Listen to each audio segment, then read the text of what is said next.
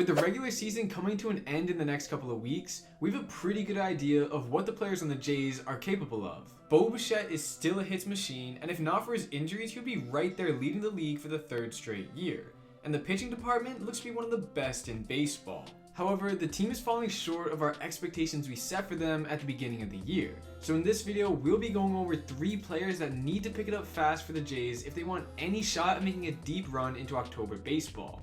Let's get into it. For starters, we have Whit Merrifield, who was the saving grace for the team in July, where he posted a .356 average and an almost 1,000 OPS in 23 games. And during this time was where he hit 7 of his 11 homers for the year. Kinda crazy. This hot streak also came at a crucial point in the season because it allowed us to move Springer out of the leadoff spot, who struggled mightily in the summer. However, since the calendar turned to August, everything has gone downhill.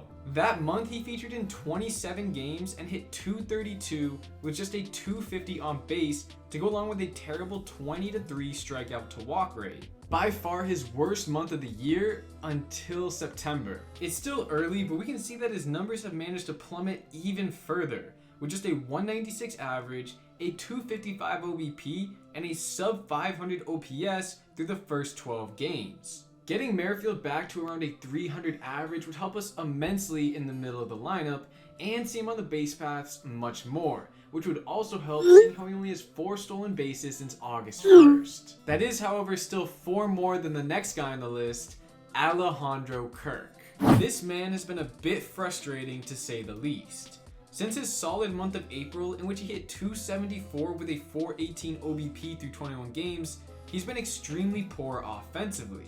And in his next 91 games, his numbers have fallen to a .246 average, .320 OBP, and a .342 slugging for an OPS of just .662.